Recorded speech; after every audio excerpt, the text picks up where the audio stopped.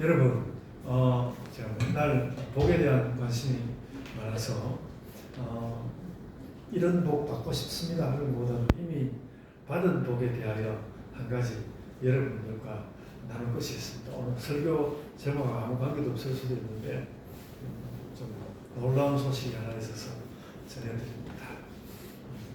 이화대학의 그 생물학과 교수이고 세계적으로 이름 있는 학자인 최재천 교수가 그런 말을 하는 것을 들었습니다. 우리나라 여성이 90.7세로서 세계 최초로 90세 평균 연령을 돌파하고 그 평균 연령 1위가 되었다는 그런 통계가 있다고 합니다. 남자도 덩달아서 86.3세로서 세계 5위 정도 되는 그런 나라가 되었다고 합니다. 이거 좀 간단치 않은 문제라고 생각하고요.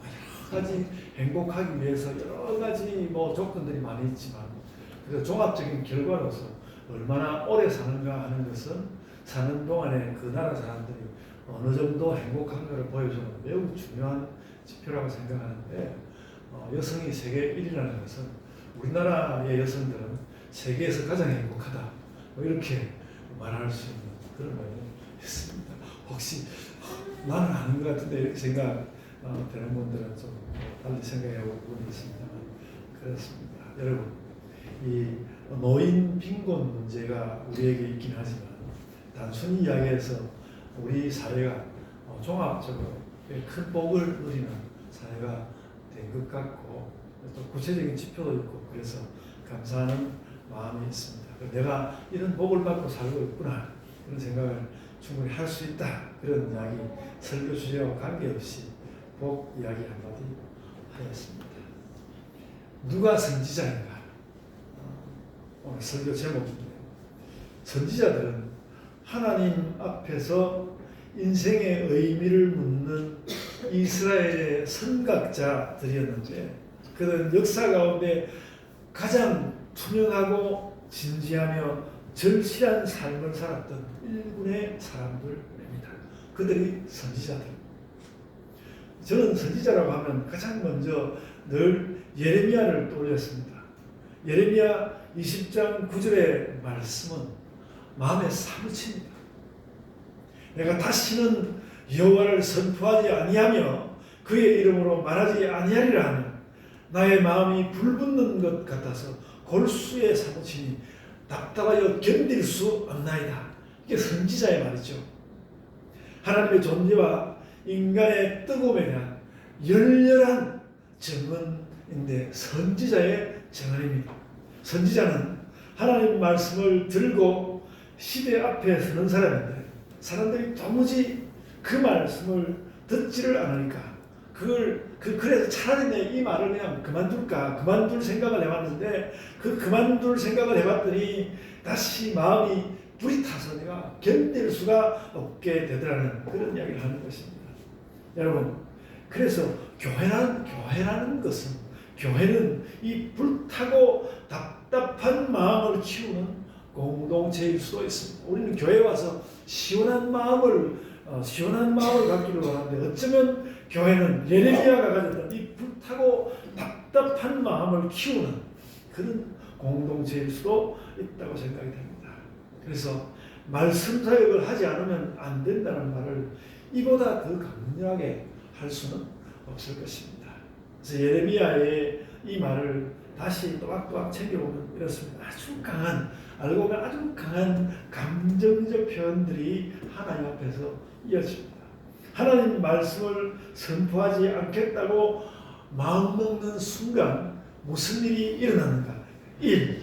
마음이 불붙는 것 같습니다. 2. 골수에 사무칩니다. 3. 답답합니다. 4. 견딜 수가 없습니다. 그런 것이죠. 이 선지자의 마음입니다. 여러분, 저도 설교를 잘하는 목사는 아니어도 늘 이런 예레미야 이런 말씀을 읽으면서 참 내 설교도 이런 설교가 되었으면 늘 그런 생각하죠.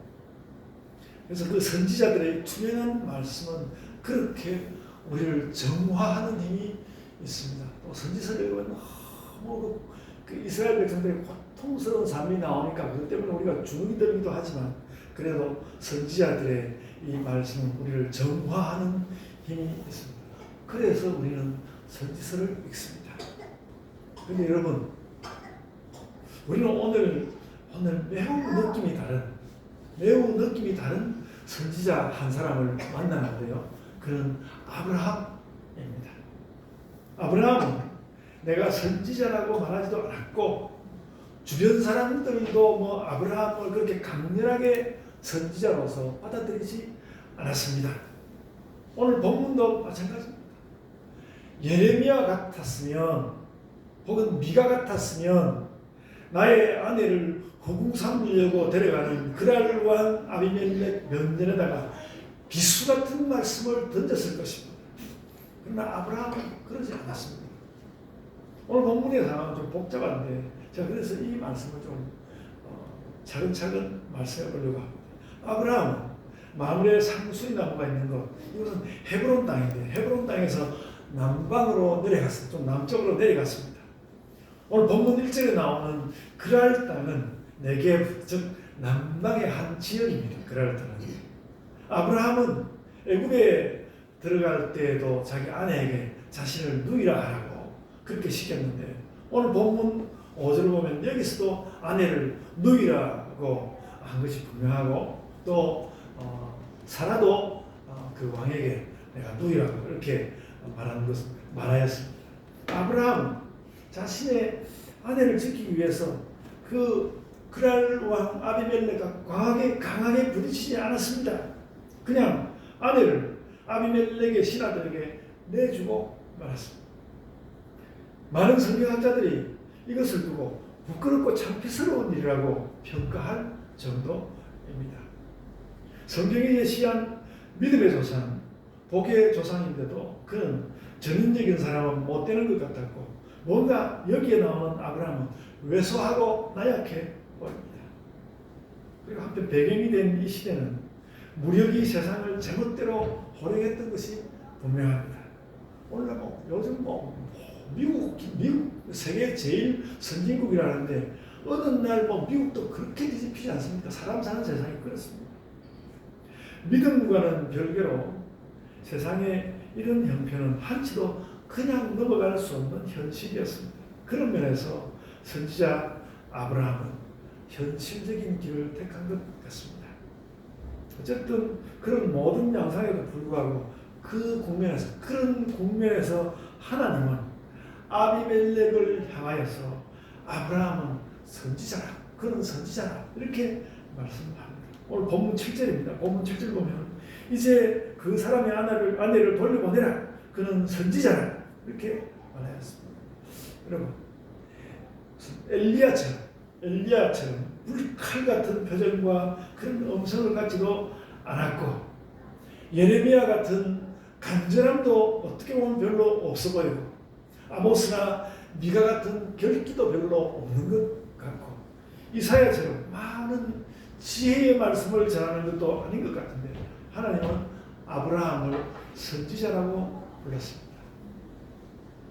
사무엘상 9장 9절을 보면 사람들 사이에 흔히 쓰이는 이게 범상한 말로 선견자라는 말도 있는데 그래도 하나님은 그런 선견자라는 그런 말 접어두고 아브라함을 명백히 예레미야나 이사야처럼 선지자로 불렀습니다.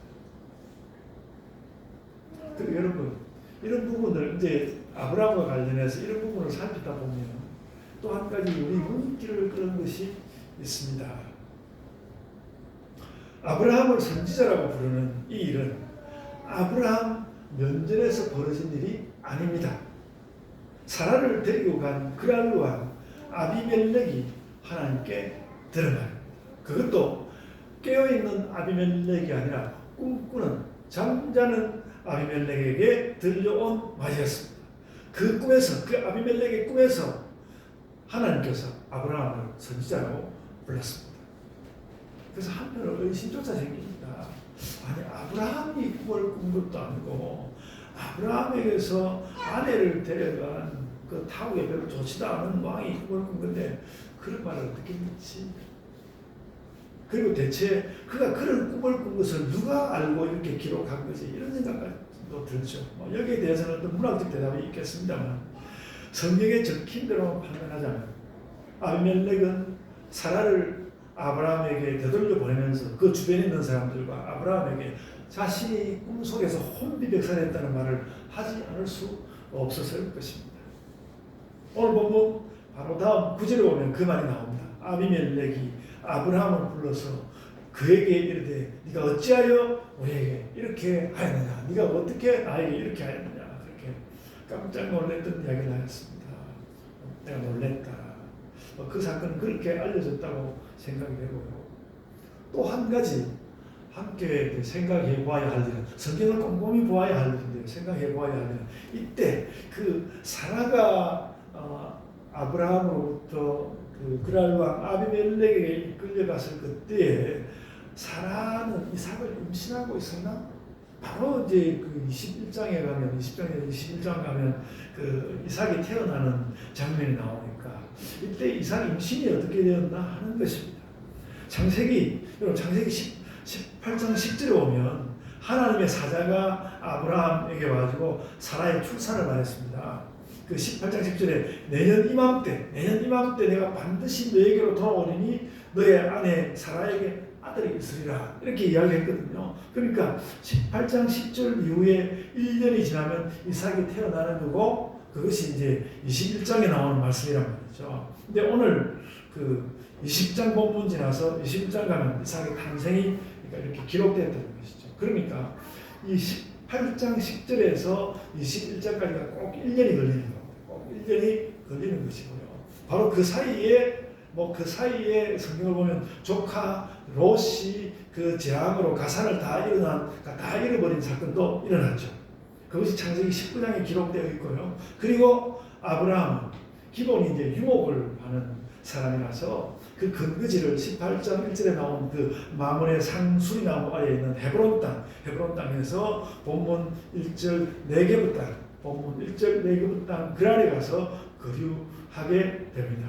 아주 먼 거리는 아니지만 또 아브라함은 근데 가솔들 다 모아가지고 그 헤브론에서 그랄 땅으로 옮겨갔다는 것이 쉬운 일은 아닙니다. 옮겨갔고 또 그곳에서 자신의 산업을 일으키기 위해서 많은 노력을 했을 것입니다.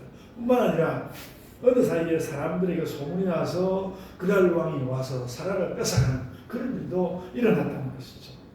근데 어쩌면 이 일들은 긴 시간에 걸칠 수도 있지만 실제로 이 일들은 아마도 순식간에 일어난 것 같습니다. 아마도 처음에는 아브라함과 아비멜렉이 좀 실랑이를 할 수도 있었겠지만 일단 사라가 아비멜렉에게 가고 나자 상황이 급박해졌습니다. 하나님께서 그랄 왕 아비멜렉에게 현몽을 하셨는데 아마 사라가 아비멜렉에게 끌려가자마자 그랬을 것입니다. 사라를 아브라함에게 돌려보내는데도 긴 시간이 걸리지 않았을 것입니다. 한 며칠 사이에 이 일이 일어났다고 생각합니다. 왜인가 하면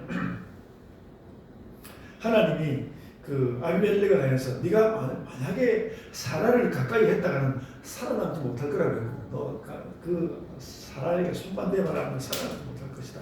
그래서 정신이 번쩍 든 아비멜렉이 바로 사라를 돌려보냈을 것입니다. 그 이튿날 깨어서 보냈을 거라고요. 그래서 하나님의 사자가 아브라함을 방문한 후, 그러니까 너 1년 있으면 아들을 얻을 것이다 하는 그 사자가 아브라함을 방문한 후 여기까지, 아비멜렉이 사라를 데려왔다고 보내는 여기까지 좀 복잡해 보이는 일들이 비교적 짧은 시간에 일어난 것으로 보입니다. 그 임신해서 아기를 낳으려면 정확하게 말해서 9개월 정도 걸리는데 아비멜렉 사건까지는 사라의 임신 이야기가 없습니다. 아직 임신하지 않았다는 것이죠. 그러니까 여기까지 모든 일이 3개월 이내에 일어나고 그런 다음에 사라가 아브라함에게로 아마 돌아오자마자 얼마 지나지 않아서 임신하고 9개월이 지나가지고 하나님의 사자가 다시 오겠다고 약속한 1년이 채워지는 거라고 생각이 됩니다. 사라의 임신 9개월 기간의 시작은 21장에서 확인이 됩니다. 21장 1절과 2절 한번 읽어보겠습니다. 한번 찾아보십시오. 창세기 21장 1절과 2절입니다. 창세기 21장 1절과 2절 제가 읽어드릴게요. 여호와께서 말씀하신 대로 사라를 돌보셨고, 이런 말씀은 참 은혜스러운 말씀입니다. 또 돌려와서 사라를 돌보셨고 여호와께서 말씀하신 대로 사라에게 행하셨으므로 사라가 임신하고, 그렇게 말합니다. 이제 사라 임신은 여기 나옵니다. 그러니까 어쨌든 임신은 그랄 왕과의 사건 후입니다. 근데 여러분, 창세기 20장의 기록은 임신은 이렇게 되었구나 그렇게 생각이 되긴 하지만 아주 특별한 인상을 남깁니다. 19장에 나온 롯의 사건도 그런 분위기에 연결됩니다. 롯은 의인이라도 정상적으로 후손을 얻는데 실패하였습니다. 딸과 아버지 사이에 근친상간, 이런 것이 성경에 기록되어 있습니다. 그리고 아비멜렉은 아브라함 일가를 멸시했다가 사라를 되돌려 보내면서 사실상 큰 망신을 당하였습니다. 그리고 이때 아비멜렉은 그의 가문이 끊긴 위기에 처하기도 하였습니다. 여러분, 그 이삭이 태어나는 21장 앞에 이런 사건들이 무엇을 말하는 것 같습니까? 롯의 가정에 일어난 그 태의, 그 다음 또 20장에는 아비멜렉의 집에 일어난 그 태의, 이런 것들을 말씀하고 있지 않습니까?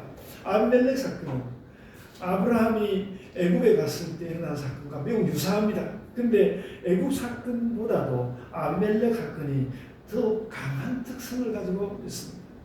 창세기 12장 애굽 왕의 사건 때 하나님은, 애굽 왕도 이제 사라를 차지하기 원했는데 애굽 왕의 사건 때 하나님은 애굽에 재앙을 내리셨지만, 오늘 본문은 그 아비멜렉을 향해서 네가 만약에 이 여인을 건드리기만 한다면 너는 죽을 거다, 너는 죽는다, 엄중 경고하였습니다. 그리고 그 20장 18절을 보면 짧은 기간이지만 이 기간 동안에 아비멜렉 가문의 태를 이미 닫으셨다고 하지 않습니까? 닫으셨다. 그러니까 아비멜렉가 네가 그 아브라함 가문의 태를 이렇게 위협한다고, 네가 사라를 데려갔어. 아브라함 가문의 태를 네가 위협한다고 이렇게 보이지 않습니까? 그러기만 해봐라. 그랬다가는 너희 가문이 아주 멸절할 것이다, 절단할 것이다. 이때 그렇게 하나님께서 아비멜렉의 꿈에 나타났을 때 하나님은 이미 실행에 돌입하였고, 아비멜렉 그 가문에 태를 닫고 이미 실행에 돌입했고, 아비멜렉은 그래서 혼비백산했습니다. 그래서 아비멜렉이 사라를 돌려보내고, 또 그것만이 아니라 아브라함이 아비멜렉을 위해서 기도하고 나서야 그 태가 열렸다는 것이죠. 20장 17절 보시면요. 20장 17절 보면 아브라함이 하나님께 기도하며 하나님이 아비멜렉과 그의 아내와 여종을 치료하사 출산하게 하셨으니, 이렇게 말씀하여 놓았습니다. 그러니까 성경은 아브라함 가문의 태와 아비멜렉 가문의 태를 대조하고 있는 것으로 보인단 말이죠. 아주 명확하게 그렇습니다.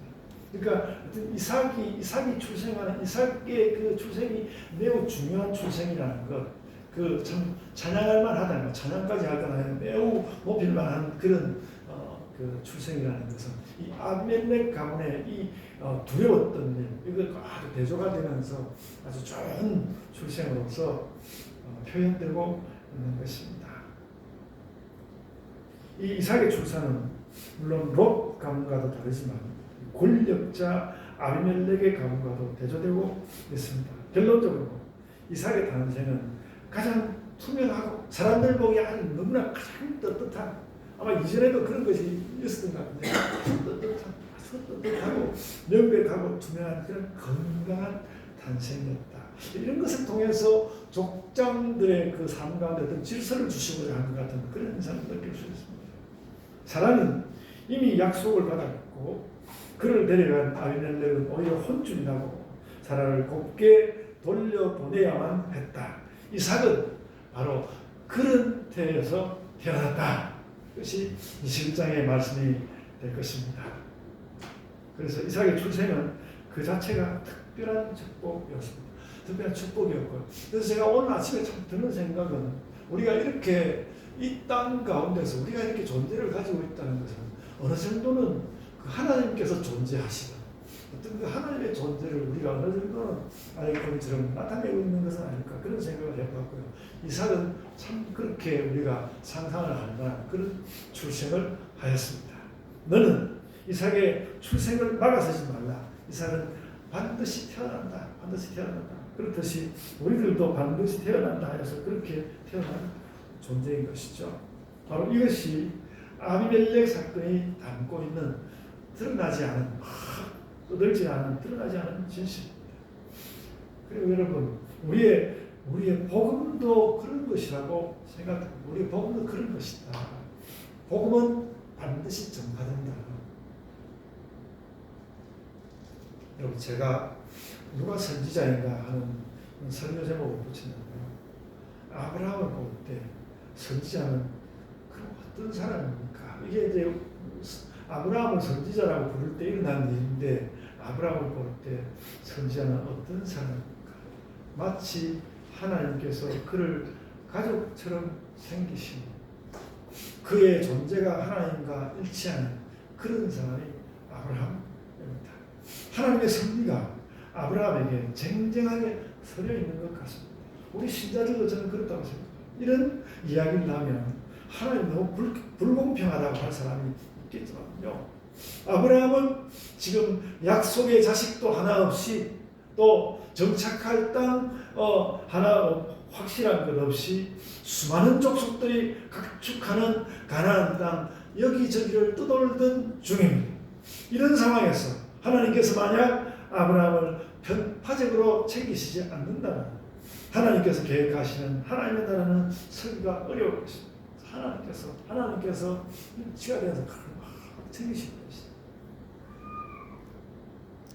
그래서 하나님은 아브라함을 챙기고 사라를 돌보시고 이삭을 출생하게 하신 것입니다. 그 12장에서 아브라함을 향해서 민족을 이루시겠다고 하지 않았습니까? 그 말과 연관해서 우리는 그는 선지자라 이 말을 읽어야 할 것 같고요. 그는 선지자라는 그 말에는 이 뜻이 우선적으로 들어있는 것 같습니다. 그는 어떤 사람보다 먼저 내 말을 맡은 자이고 나의 존재를 그가 드러낸다. 그리고 그가 민족을 이룰 것인데 그러므로 나는 반드시 그를 지킨다.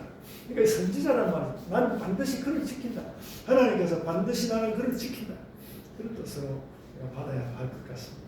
그가 아비멜렉에게 자기 아내를 거짓으로 말하는 것지만 대단치 않다고 여기시는 것 같습니다. 이곳 이 땅 사람들의 사는 습성이 그렇지 않느냐. 우리 하나님은 아브라함의 실수가 윤리적 실패가 되지 않도록 도우시고 있는 것을 오늘 본문 가운데서 볼 수 있습니다. 그래서 그 아브라함의 실수에도 불구하고 그는 올바로 나의 나라를 세울 나의 선지자다. 그렇게 이해됩니다. 그러니 그를 해하거나 흠을 내는 자는 내가 그냥 두지 않는다. 우리가 하는 말을 쓰면 죽여버린다는 것입니다. 이 선지자를 손을 대면 이 선지자에게 그의 가문에 그의 태에 손을 대면 죽여버립니다. 이것이 성경에서 그러니까 이 여러분 선지자라는 말이 여기 그 구약 성경에서 처음 사용되었어요. 아브라함을 향해서 그런 선지자가 처음으로 선지자라는 말이 사용되었는데 그 말의 원천적인 의미인 것 같습니다. 하나님과의 존재적 일치, 하나님과의 절대 소통, 그리고 그 목표는 하나님 나라, 선지자입니다. 여러분, 우리는 물론 예수님 이후의 시대를 살지만 그래도 세상을 겪어보면서 느끼는 것은 우리 시대에도 여전히 선지자는 필요하다는 것입니다. 여러분, 교회의 역사를 찾아보면 참 1900년대 우리나라 어려울 때는 이런 목사님 저런 성도가 선지자의 역할을 했던 것 같은데 오늘날은 그런 어떤 선지자다운 목사의 선지자다운 신자의 어떤 소리가 별로 잘 안 들려오는 것 같은 그런 느낌을 느끼지 않습니까? 선지자는 시대마다 필요하다. 예수님이 이미 주신 말씀을 넘어설 것은 없다 할지라도 복잡해지는 세계 가운데서 하나님 뜻을 헤아리는 지혜와 결단이 있어야만 하는데 그런 일을 하는 그런 사람과 그런 공동체는 말하자면 선지자라고 불릴만 한 것입니다. 그리고 알고 보면 신약 성경에는 신약 시대에 선지자 언급이 꽤 많이 있습니다. 사도행전은 꽤 여러 번 그 신약 시대, 그 예수님 이후의 시대의 선지자라는 말이 꽤 여러 번 나오고요. 고린도전서, 에베소서, 디도서 같은 그런 서신에 바울이 어떤 사람들을 이끌어서 선지자라고 부르면서 선지자를 어떤 신학의 한 부분으로 수용한 것을 볼 수 있습니다. 그러니까 제 이야기는 뭔가 하면 오늘날도 선지자가 있을 수 있다. 내가 선지자라고 우리가 막 외치고 다니는 건 아니라 할지라도 오늘도 선지자가 있을 수 있는데요. 오늘 창세기 본문과 맞추고자 선지자는 무엇보다 하나님과 그 존재가 일치하고 하나님과 절대 소통하고요. 그래야 해서 기도를 통해서 타인들의 어려움을 해소할 수 있고요. 아비멜렉을 아브라함이 낳게 해주듯이 그렇게 된다고 생각합니다. 해소합니다. 그러니까 오늘 말씀에서 보는 선지자의 뜻은 이렇습니다. 1. 우리도 하나님과 존재가 일치하고 절대 소통하는 선지자의 의식을 가져라. 우리가 선지자의 의식을 가져야 한다. 내가 선지자 되어야지. 혹은 나 혼자서 힘이 좀 달릴 것 같은 우리 교회가 어떻게 하면 좀 선지자적인 의식을 가지고 교회가 나아가야지. 그런 거예요. 또 그리고 2. 그런 다음에는 세상을 향하여 유익이 되는 것이죠. 우리가 세상을 향해서 유익이 되고요. 그리고 3. 그래가지고 우리는 마지막 종말의 때에 구원의 인도자가 되는 것입니다. 그게 우리가 이 시대에 갖는 선지자의 의식인 것 같습니다. 여러분, 그래서 우리 모두가 선지자가 되고 또 우리 교회가 온전히 선지자 교회가 되었으면 좋겠습니다. 우리 하나같이 선지자가 되고자 하는 예레미야 같은 사람을 보면 너무 험악하여서 감히 그런데 나아갈 수 있을까 생각이 많이 되지만 그런 것이 어렵다고 생각된다면 교회가 함께 공동체로서 선지자적 공동체로서 우리가 나가야 되겠다. 그런 결심을 오늘 이 아침에 모두 하시기를 바랍니다. 아멘. 자, 기도하겠습니다. 아버지 하나님,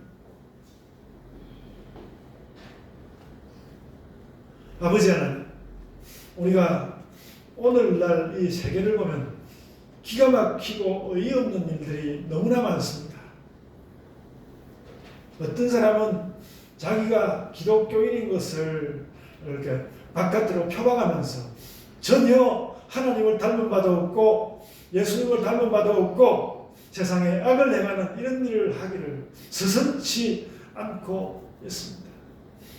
아버지 하나님, 이런 자들의 그 엄청난 큰 목소리 앞에서 오늘날 교회가 무엇을 하고 있는지, 교회의 선지자적 소리가 아무 데서도 울려나오지 않는 것 같은 이런 시대에 주님, 저희가 어떻게 살며 한국 교회가 어떻게 되어야 하며 이 온 세계 그리스도 교회가 과연 무엇을 해야 하는 것인지 이런 것을 우리가 되물어보는 자들이 되게 하여 주옵소서. 주님, 저희가 작을지라도 저희가 저희 자신을 살펴보며 저희 주변을 살펴보며 아버지 하나님, 저에게 이 선지자적인 의식을 주옵소서. 저희 교회가 선지자적인 교회로 이 땅 가운데 서게 하옵소서. 그런 심령을 가지고 나아가는 자들이 되게 하여 주옵소서.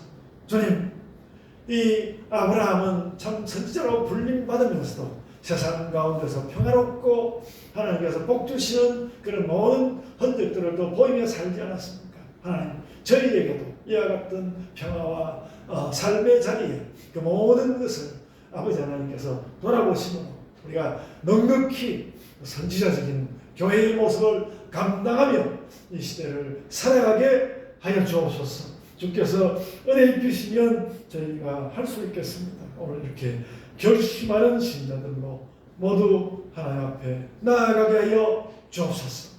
감사하고 예수님 이름으로 기도드리옵나이다. 아멘.